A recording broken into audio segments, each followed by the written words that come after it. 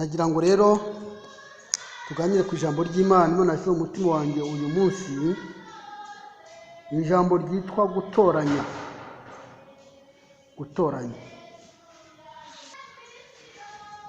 Njyewe ndi umwana mutoya niga garidiyene, najyaga njyana na mama mu wa Pentecote, hakunda kujyana nawe, ariko akaba yari yaranze kureka itabi. Mbanza ubuhamya, akambwira ati mwana wanjye, inkono yanjye y'itabi yarayihishaga, akayihisha haruguru mu gihuru, akambwira ati bataza kuyimena. Ushize nabonye hari abantu bamena inkono z'itabi, inkono yanjye y'itabi ngiye kwihisha ngaho uze kunyibutsa. Noneho twatanga kuvuga nti mama, ya nkono yawe y'itabi urayibagiwe.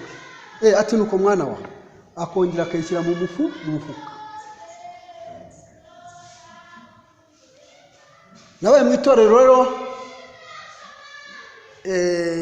ndi umwana na mama njyana mu itorero. Igihe kiza kugera, padiri aza kuza ku kigo twigagaho, aravuga ngo arashaka abantu ngo abatiza, abantu bashaka kubatizwa. Cyari kigo cya Pentecote kinyamakuru niho nize kuva mu wa mbere kugeza mu wa gatandatu. Ariko padiri aratujyana, ubwo mba mvuye mu wa Pentecote. Mama ndavuga nti nawe ngwino tugende, ntabwo nzajya niga mu gaturika we ngo uvume mu wa Pentecote mujyanayo. None nagiye mugarura ntiwagarutse mu wa Pentecote, ati ntukanjarajaze. Ati ntukanjarajaze. Niko yambwiye. Ndatuza, ariko urumva ukuntu nagiye. Igihe kiza kugera rero, kubera za nyigisho za kera zirangaruka. Ngeze mu gaturika nanywaga itabi, nkanywa n'inzoga, ariko bwari uburushyi. Padiri yarabinywaga ntiyabibuzaga. Igihe kimwe nza kwitaye mukuru wanjye arankubita, ntangira kuvuga ngo cyampa Yesu nje mu mutima wanjye, wowe wa Pentecote bavuga. Njya kwiga mu wa Pentecote nihishe, ariko niho natangiriye. Twabaga mu materaniro rero, tube mu materaniro, abazungu bakaduha utuntu tuyera duhamo, mundi bakaduha utuntu tutunyoni tugenda tugurutsa, tukabikunda. Ariko iyi jambo nababwiye ko tuganisha mu gutoranya. Imana yari yarantoranije. Imana ishimwe, haleluya. Hari umugabo wigeze kuririmba indirimbo ndayibuka, Pastor David Simurabiye ari kumwe n'abapastori na ba Kimonyere Azari, bakoze korari, baririmba indirimbo ivuga ngo nari umwana kandi muto gose. Imana irahana cyane, nimwibuka Farao bakera wanze kuyumvira maze iramuhana. Barimbaga basi, barabasaza n'indi iyo ndirimbo yinjira mu mutima. Guhamagarwa, muzirikane guhamagarwa. Twahamagariwe mu iri torero, ariko nkomeje ubuhamya, hari ibintu nagiye mbona birambabaza. Twari dufite umudamu, umukobwa na kwa twigishaga iyobokamana, witwaga Anonsiyata Mukaremera. Yari umukobwa muremure cyane, yego uramuzi wowe. Twari dufite undi muntu wigishaga fuwayi, witwaga, yari umukobwa yavuye mu muriro, yari umukobwa witwaga Paul na Nyiranturenge. Abo bantu ndabibuka ko batuyoboye igihe kirekire. Anonsiyata rero aragenda bamwitorera, imyaka iba 40 hafi n'itanu. Imana imukoreye igitangaza, haboneka umugabo umusaba, amukwa inka ebyiri. Aravuga ati izi nka ebyiri ndazimukoye, ubundi muzahitemo. Witwaga Mudenge, amukwa inka ebyiri. Igihe cyo gushyingirwa cyarambabaje. Uwo mukobwa Anonsiyata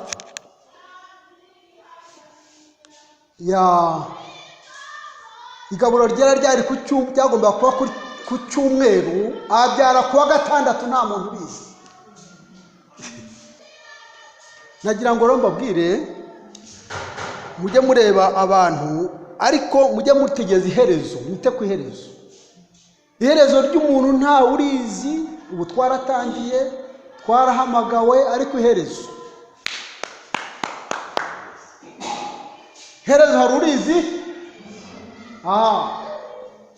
Uzame iherezo ryiza mana, uzame iherezo ryiza mana. Haleluya.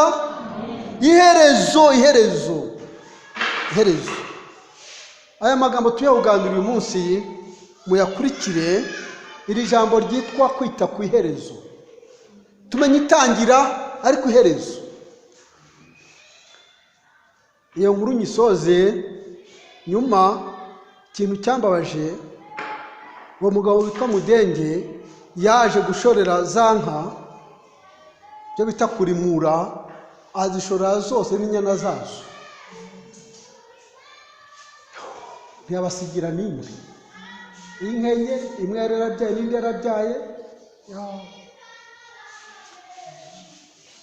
Twarahuye Mukaremera ntumbaze iherezo rye, ariko iherezo.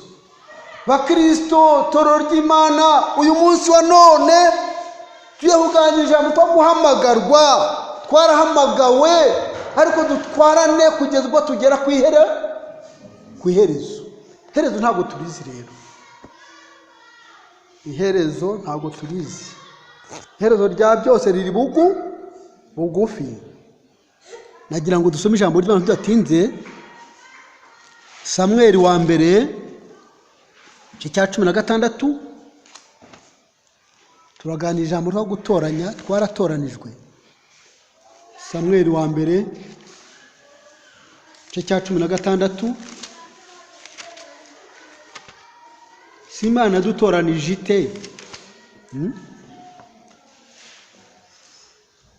Numvise umuyobozi wacu Benoit ari gusenga, abwira Imana ngo Mana, ko nk'uko wahamagaye ngo Pawulo ukamuhamagara, wahamagara n'abandi. Turasoma ibice 16 Samweli wa mbere umurongo waho wa 6 turageza wa 13 twihuse. Nuko basohoye aho, yitegereza Eliyabu, aribwira ati nukuri Uwiteka imikisha amavuta nguyu imbere ye. Ariko Uwiteka abwira Samweli ati nturebe mu maso he cyangwa ikirere cye ko ari kirekire, namugaye kuko Uwiteka atareba nk'uko abantu bareba. Abantu bareba ubwiza bugaragara, ariko Uwiteka we areba mu mutima. Yesayi aherako ahamagara Abinadabu, amumurikira Samweli, aravuga ati uyu nawe si wo Uwiteka yatoranije. Yesayi ariyongeza amurika Shama. Nabwo Samweli aravuga ati uyu nawe si wo Uwiteka yatoranije. Nuko Yesayi amurikira Samweli abahungu be 7. Maze Samweli abwira Yesayi ati aba si bo Uwiteka yatoranije. Samweli abaza Yesayi ati abana bawe bose naba? Aramusubiza ati hasigaye umuhererezi, ariko aragiye intama. Samweli abwira Yesayi ati mutumire bamuzane, kuko tutari burye kurya ataraza. Nuko aramutumiza, amujyana mu nzu.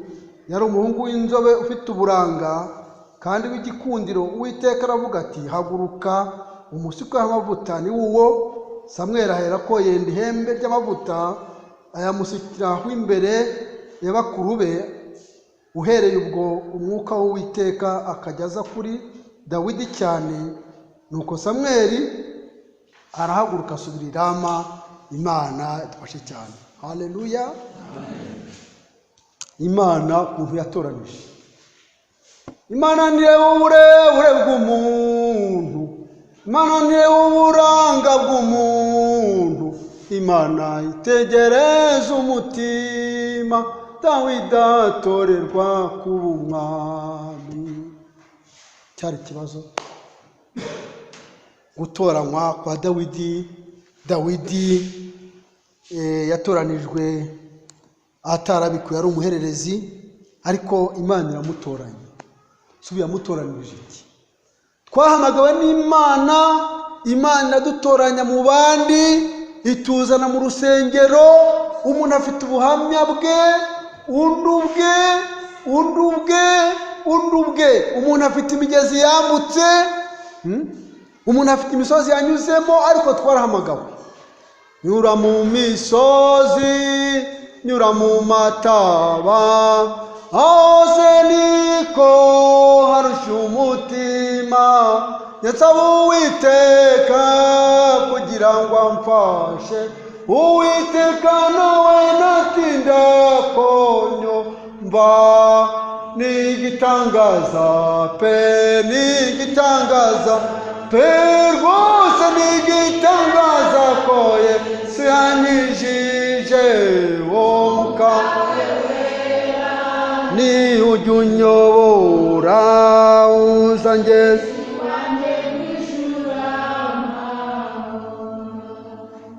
none mbaho ubuhamya bw'uko Imana yantoranije.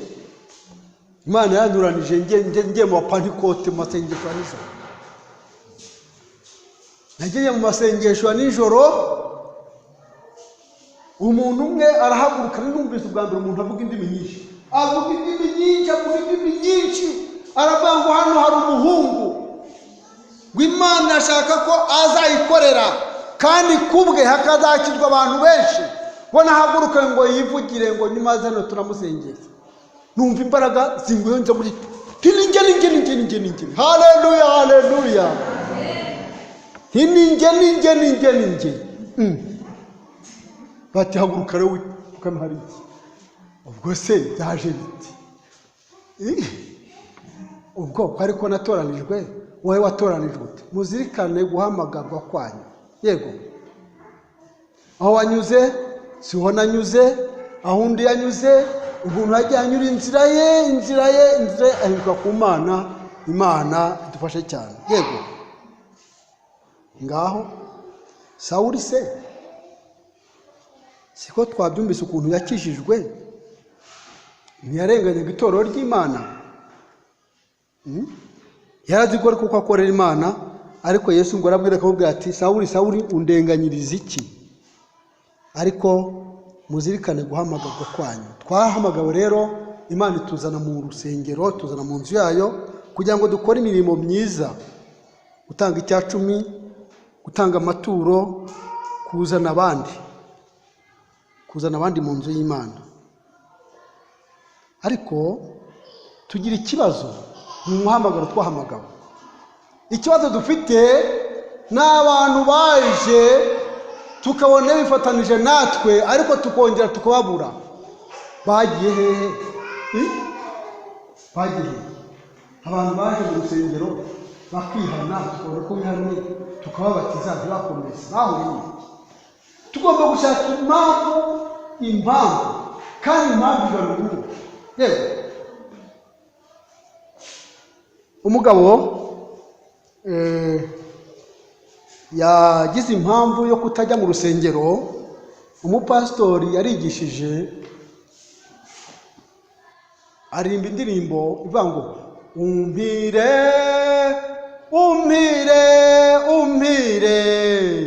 ngo ndataha n'ubusa. Hari umuntu witwa Ngondo rero, ariko ati Ngondo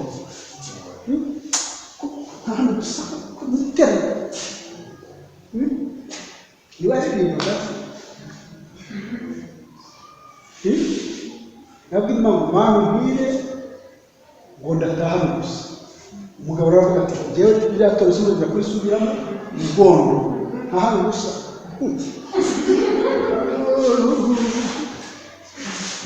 Kumva ikintu cyamushubije inyuma ni pasitori, ariko nyaboneka sinzagira mbere igisitaza ku mudugudu rwose, numva nabayobora tukagendana neza, naboneka mujye mungora mugenda mungorora mumbwira mu pastor aho ntabwo ari byo.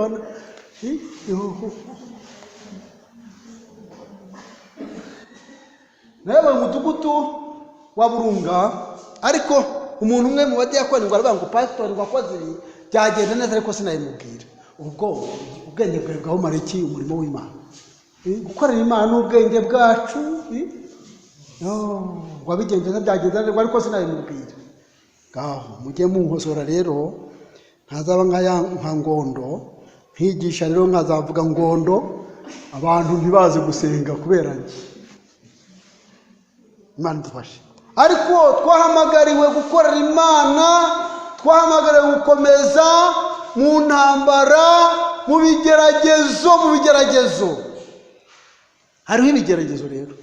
Hahirwa uwihanganiye umugerageza, namara kwemerwa azahabwa ikamba ry'ubugingo. Ngaho ese kuki Imana yatoranije Dawidi cya 17 yagira ngo izamukoreshe. Ubu twese twahamagawe n'Imana, ariko ntituragera no ku musozo wo gukora. Ubu Imana yagukoresha none, yagukoresha mu nzozi, mwiyerekwa, yagukoresha nubwo wumva warasubiye inyuma, yakubyutsa ukabyukana imbaraga. Imana yabwiye abisirayeli ngo igihe umaze kwira umusozi kirahagije, ni mu cyamike. Imana ishimwe, haleluya, amen. Bano maze igihe mu gihe cy'ibibazo bazenguruka umusozi barabuze, Imana yavuga ngo ni mu cyamike. None rero ufite ikibazo, twarahamagawe, nyabuneka mwumvire umuhamagaro Imana duhamagaye kera. Umwana yagiye ku ishuri, babwira inkuru ye, baramubwira ati sha ko tubona ufite ubwenge bukweheye. Aravuga ati ariko ko babona mfite ubwenge bwo mu ishuri nabukweheye. Aravuga ati njyewe ndi umwana, ababyeyi banjye bajyanye mu rusengero bandabika ibiganza. Haleluya. Abameneri bagati njyewe bandabitse ibiganza. Ibiganza abakuru baturambitse ibiganza turabana. Nyabuneka. Ni umuhamagaro twahamagawe n'Imana, kandi twahamagariwe ko Imana izaduha ubugingo. Nubwo twagiye tunyura mu bikombe n'imisozi, niho duca tujya ibwami, tunyura mu bibazo. Kadusome ice cyaho cya 17:34. Yakoze iki Dawidi se amaze guhamagarwa? Dawidi amaze guhamagarwa, amaze gusigwa n'amavuta, yakoze umurimo w'Imana. Nyabuneka nimuze dukore umurimo w'Imana, nicyo twahamagariwe. Cya 17:34 ko nshaka gusoma amagambo maremare kandi nshaka kuyagira magufi. Dawidi arongera avuga ati Uwiteka wandokoye mu nzara z'intare n'idubu, azagenda mu maboko yo mu Filisitiya. Nuko Sawuli abwira Dawidi ati ngaho genda, Uwiteka bane nawe. Maze Sawuli yambika Dawidi imyambaro ye n'ingofero n'umuringa ku mutwe, amwambika n'ikote riboheshejwe iminyururu. Dawidi aherako yambara inkota ku myambaro ye, agerageza kugenda kuko yari atarayigeramo. Dawidi abwira Sawuli ati simbasha kujyana ibi kuko ntabimenyereye.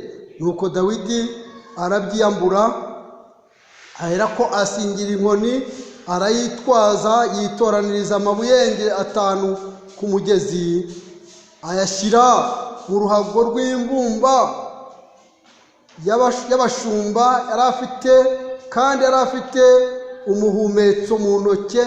Nuko yegera Umufilisitiya nawe araza asatira Dawidi, umutwaje ingabo amurangaje imbere. Umufilisitiya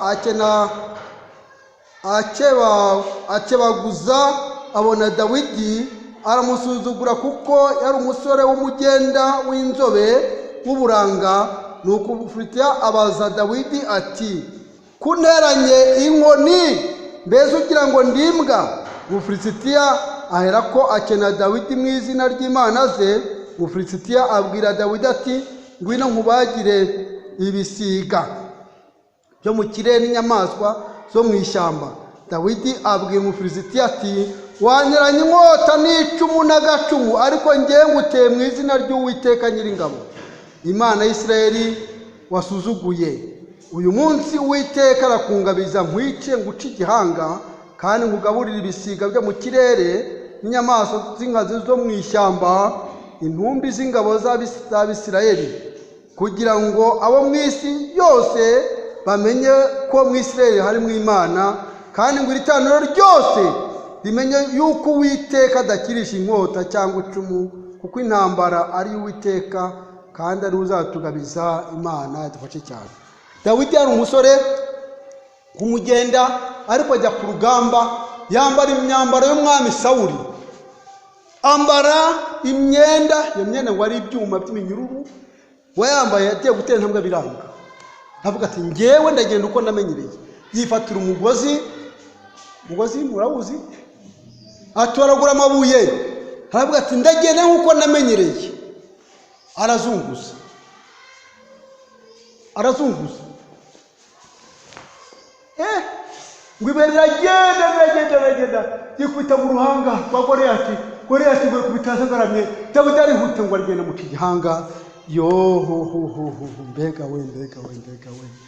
Yatoranijwe kugira ngo azakiza Abisirayeli urugamba rwakomereye. Goliyati ari igihanganye, rero yabuze uwamwica. Imana idufashe. Bakristo, toro ry'Imana, twaratoranijwe mu mudugudu. Biravuga ngo turi umucyo w'isi. Umudugudu wubatse mu mpinga y'umusozi utabasha kwihisha. Turi umunyu w'isi.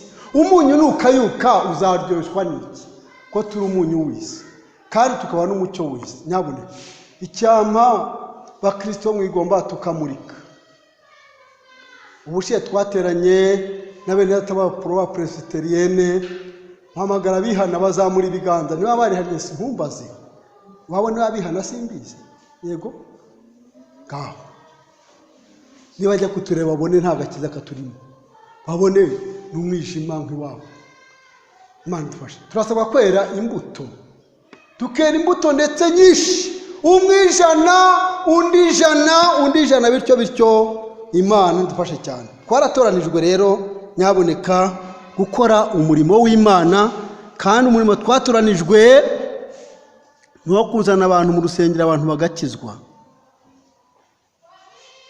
Gutoranya Abami ba mbere 19:15, Abami ba mbere 19:15.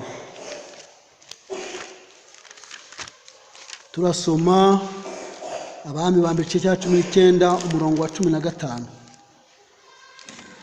Niba twahageze turasoma. Tusome twageze.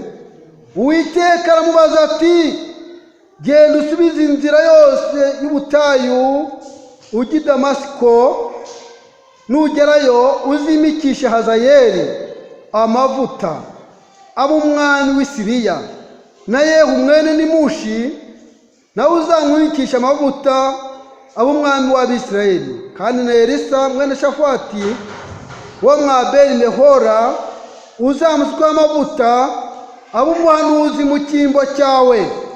Nuko uzaba yarokotse inkota ya Hazayeli, Yehu azamwica. Uzarokoka inkota ya Yehu, Elisa azamwica.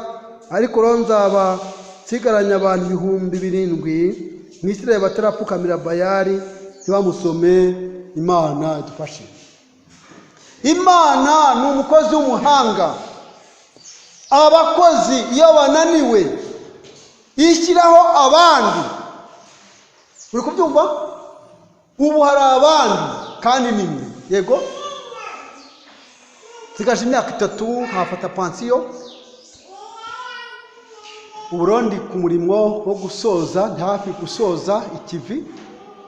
ko ngewe numva nubwo abandi bagira pansiyo y'imyaka 65 nge numva 60 ntazayirenza.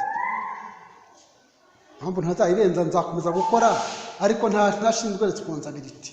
Nicyo numva nishakira. Ndikubisaba Imana kandi Imana izabinyemerera. Yego. Noye kuba nshinzwe responsable ngenda ku midugudu nzenguruka cyane niko nakijwe nkora biga butumwa ry'ubushake ntafite ahantu nshinzwe. Umukozi w'Imana rero Eliya yahuye n'ikibazo mukurikiriza inkuru. Yahuye n'ikibazo muyu murimo habamo ibibazo. Yahuye n'ikibazo gikomeye umunsi umwe mu gihugu cya Isirayeli harimo abantu 900 bari abahanuzi b'ibigirwamana. Barahanuraga mu izina batumva imbere sinigeze kubamenya.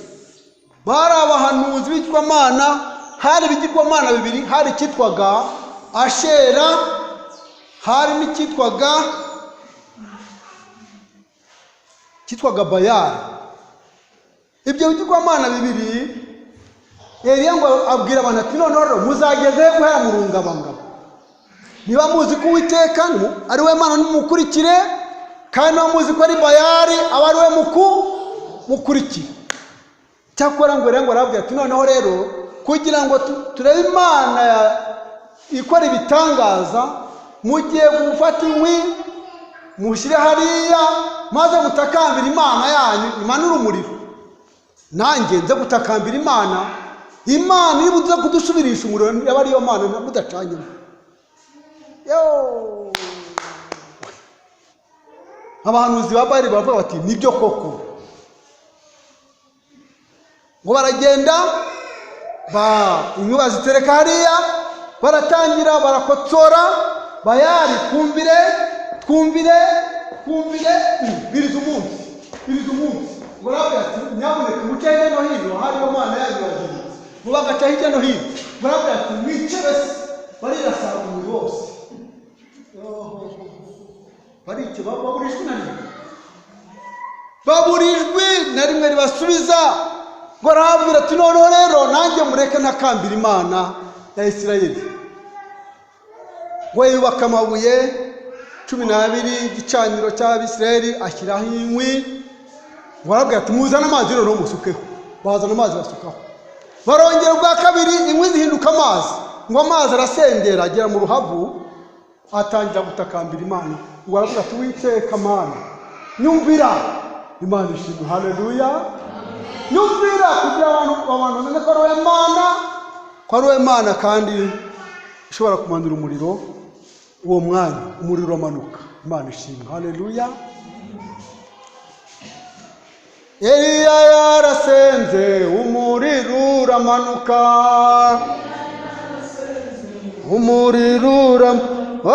Eliya yarasenze umuriro uramanuka.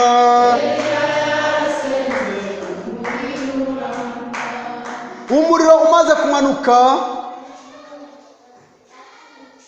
babahanuzi bose yarabishe. Ariko hari umugore umwami witwaga Yezebeli ngo aravuga ati Eliya wishe abahanuzi ba Bayali akica abahanuzi ba Ashera. Iri joro nintamwica Imana zizabimpore.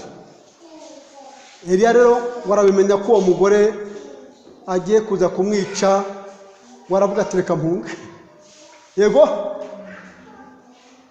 barahunga. Dufite abantu bagiye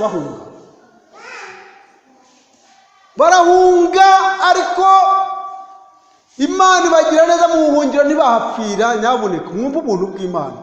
Barahunze abandi barapfa abandi bagenda mu nzuzi. Abantu bagiye muri Kongo babwiye ngo harabageshaka ngo muri shitingi ngo bakikira mu ruzi rukaza ngo bose izo nkuru nagenzumva. Eliya rero ahunze agenda urugendo rw'umunsi we mu ishyamba ngo aryama munsi y'igiti cy'umurotemu yisabira gupfa. Ati abwira Imana ati Mana bisha abahanuzi ba Bayali n'abashera none nanjye baragenda ubugingo bwanjye ngo banyice. Yezebeli agiye kunyica. Imana yohereza marayika ngo amuzanire umutsima n'inyama. ngo ararya aranywa, amaze kurya amaze kunywa ngo arongera ariryamira.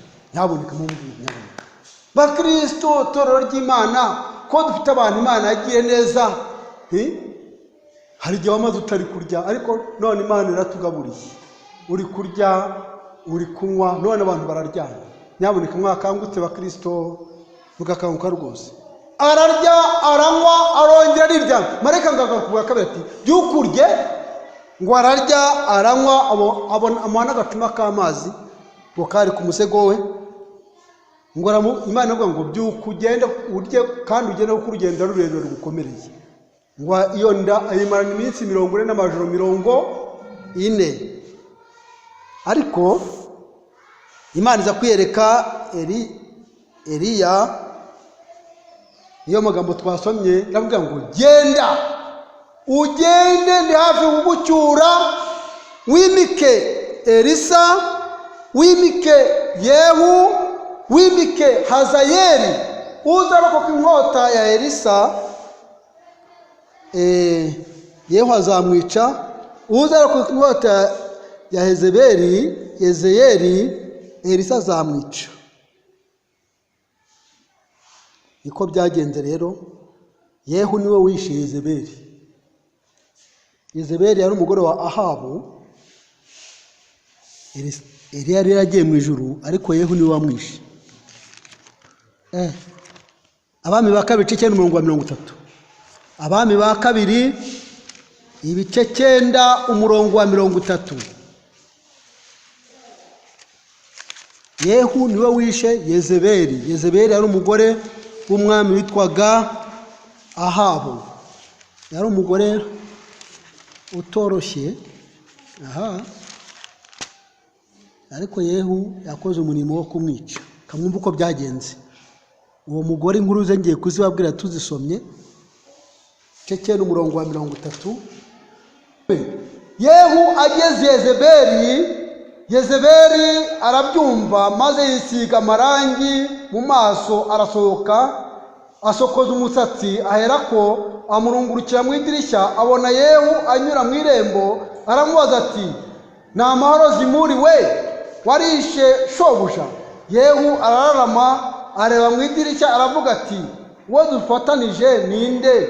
Nuko abagabo babiri b'inkone cyangwa batatu baramurunguruka, arababwira ati nimumujugunye hasi. Nuko bamujugunya hasi, amaraso ye yimisha ku mazu yo ku mafarashi. Yehu araza aramuribata, yinjira mu nzu arafungura, maze aravuga ati nimugende murebe iby'uwo mugore w'ikivume mu muhambe, kuko ari umwana w'umwami. Imana tubashe cyane. Yezebeli niwe wazanye ibintu byo kudefuriza no gusiga iminwa n'iki byose. Bamwe bona abuba burya ngo niwe wabizanye kera. Uwo mugore wa witwaga Yezebeli niwe wazanye ibintu byo gusiga iminwa, kandi ko tubisomye hariya, maze yisiga amarangi mu maso, asokoza umusatsi, warunguruka Yehu rero ngo aramubirindura, yohereza abantu ngo baramubirindura. Kandi byari byarahanuwe ko amaraso yarimbwa amaraso ya Ahabu,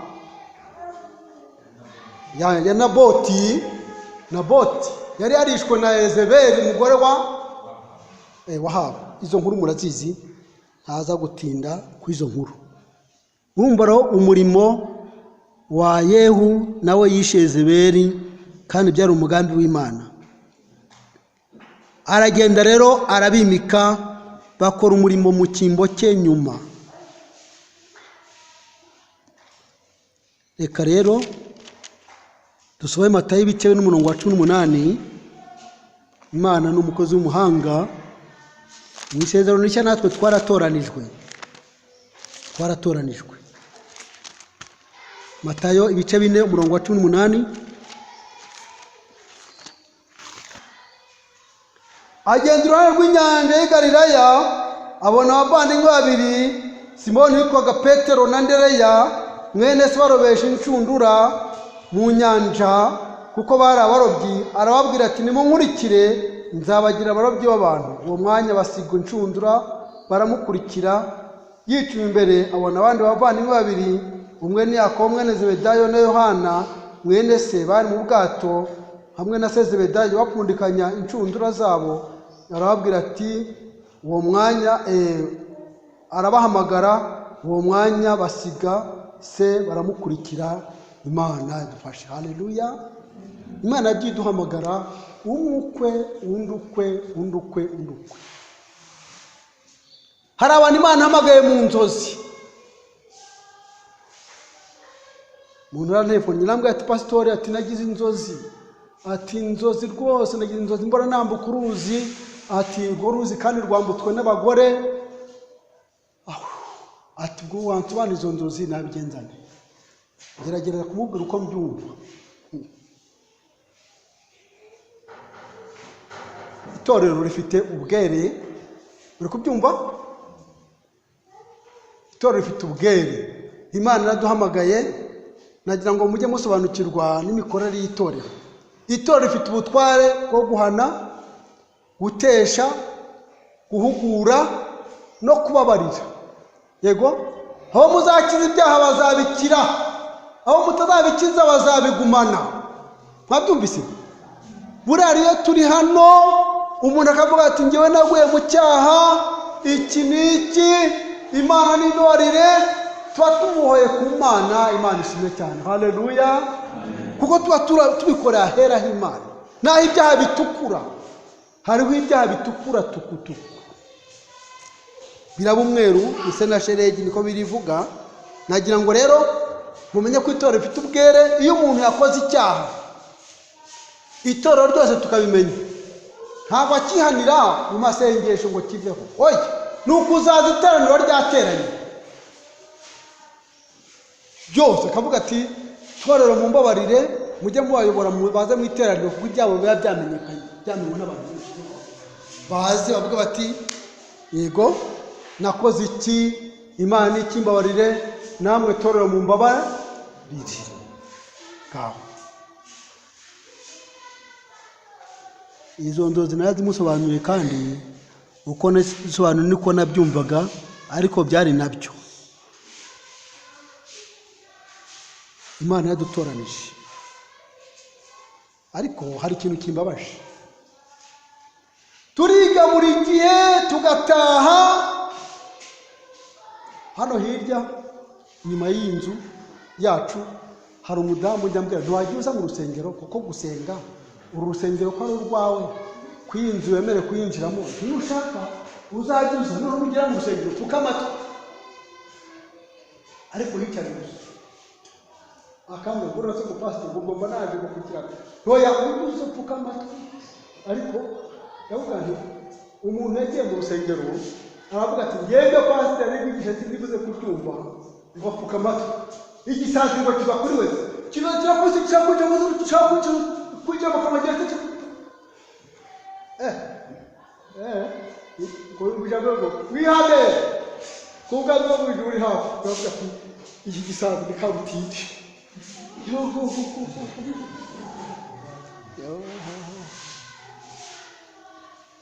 None nyaboneka Imana yaduhamagaye iradutoranya, natwe rero turasabwa kubwira abandi, tubabwira inkuru ya Yesu. Ariko birababaje,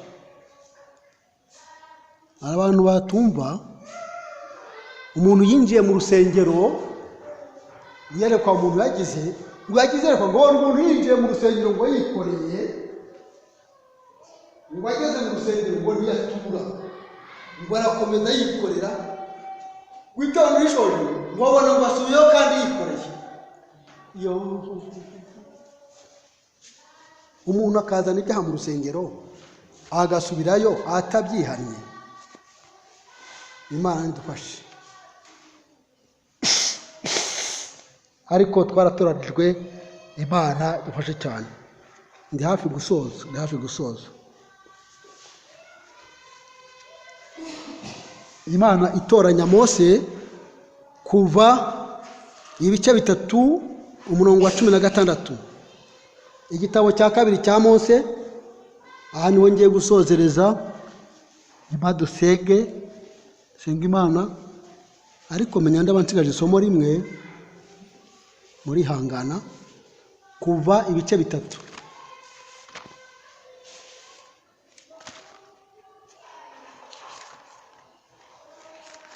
Mwageze dusome Kuva ibice bitatu. Mwumva ukuntu Imana ari umukozi w'umuhanga. Amagambo nshaka gusoma ni inkuru z'ukuntu Mose yabonye igihuru gishya atambikishwa no kujya kureba iryo shyano. Imana yamuhamagaye ngo abonye igihuru gishya, ngo aravuga ati iri ni ishyano, biriya bintu ni ibiki bibaye. Yego, Imana imuhamagara atambikishwe no kuza kureba ibibaye. Menya ayo magambo uboneka ku murongo wa 3 wa 3. Mose aribwira ati reka ntambike ndebe iri shyano riguye, menye igituma igihuru kidakongoka. Uwiteka abonye yuko atambikishwa no kureba Imana, Imana iramuhamagara iri hagati muri icyo gihuru iti Mose. Aritaba ati karame. Aramubwira ati wikwegera hano kandi kwetura inkweto mu birenge byawe, kuko hagaze arahera. Imana ishimwe. Haleluya. Wumva ukuntu Imana ari umukozi w'umuhanga. Yakoze ikintu cyatumye Mose atambika. Yabonye igihuru gishya, abona kidakongoka, avuga ati wajya kureba biriya bintu. Uratanga.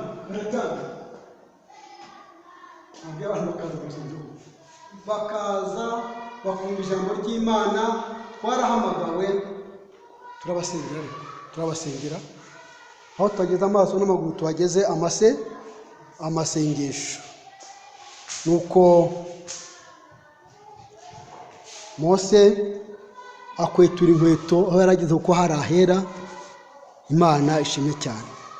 Birabaje rero kugira ngo abantu baza mu rusengero bikoreye basubire bikoreye. Yego, umurongo wa nyuma dusenge. Abakorinto ba 2:6 umurongo wa 2. Abakorinto ba 2:6 umurongo wa 2. Niho umurongo tuye gusozerezaho.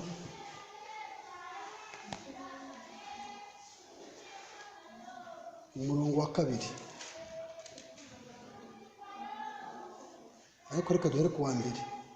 Kandi ubwo dukorana nayo turabindiga kugira ngo mudaherwa ubuntu bw'Imana gupfa ubusa, kuko yavuze iti mu gihe cyo kwemererwamo narakumviye, no ku munsi wo gukirizwamo naragutabaye. Dore none nicyo gihe cyo kwemererwamo, dore none ni wo munsi wo gukirizwamo. None nicyo gihe cyo kwemererwamo, none ni wo munsi wo gukirizwamo. Waje wikoreye ugasubira wikoreye byaba ari bibi. Tujye gusenga Imana. Ikintu wabwira Imana mu iteraniro kugira ngo utahe wejejwe. Tujye gusenga. None ni wo munsi wo kwemererwamo, none ni wo munsi wo gukirizwamo, none ni wo munsi Imana igutoranije.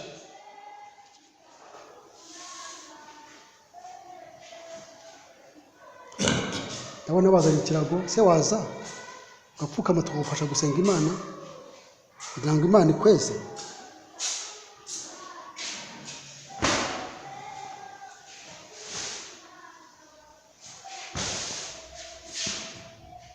Waza tukagufasha gusenga Imana. Ngwino. None ni wo munsi wo gukirizwamo, none ni wo munsi wo kwemererwamo. None Imana yaturanije uyu munsi kugira ngo yongere ku minsi yacu. Ku minsi twari dufite n'uyibongeraho kugira ngo dukizwe, kugira ngo twezwe. Haguruka tukagufasha gusenga Imana. Haguruka tugufashe gusenga Imana. Haguruka tugufashe gusenga Imana. Haguruka. Winjiye mu rusengero wikoreye gusa wikoreye iyo mitwaro yawe ukayisubizayo. Haguruka tugufashe gusenga Imana. Haguruka.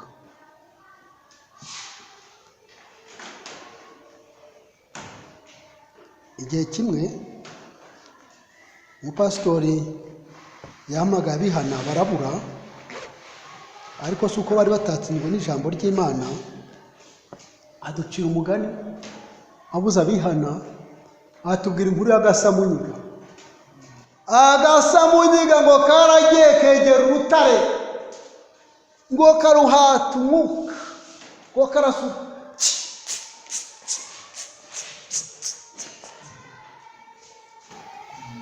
ngo karavuga ngo wa rutare we, nubwo utavuze ariko ndaguhamije, nubwo utaza ariko umurimo wacu turawurangije. Muhaguruke dusenge, dusengere imitima yacu. Muhaguruke mwese. Wakumva yapfukamaga ari byiza, ariko muhaguruke mwese dusenge. Dusenge. Mana yacu, Mana nziza, Mana yera, Mana ikiranuka, mu bikombe n'imisozi niho duca tujya ibwami. Twumvise ijambo ryawe, twumvise ukuntu waduhamagaye, ukuntu wadutoranije, ukadutoraniza imirimo myiza yose. None mwami, ijambo ryawe radutsinze rwose, turi mu ngoro yawe. Abantu baratsinzwe, ariko abantu baranyinyiriwe. None niwo munsi wateguye gukirizwamo, none niwo munsi wateguye kwemererwamo. None mwami, uyu mwanya ntaduciye bugufi cyane, utweze, tubabarira ibyaha, tubabarira amakosa. Iyi mitima mwami itsinzwe n'urubanza, itsinzwe n'ijambo ryawe, uyeze witunganye, utweze umubiri, umwuka n'ubugingo. Ukunzi wacu mwiza, gukiranirwa kwacu gukurwaho rwose.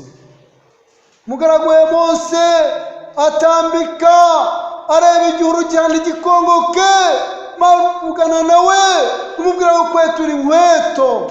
Nuko mukunzi wacu mwiza, iri teraniro rwose duciye bugufi, turi mu ngoro yawe, kandi twambika imbaraga rwose zo kunesha ibyatuneshaga, twambika imbaraga zo kurwanya ibiturwanya, kandi dutsindire. Mwami waratsinze, mu izina rye tubyambaje, amen.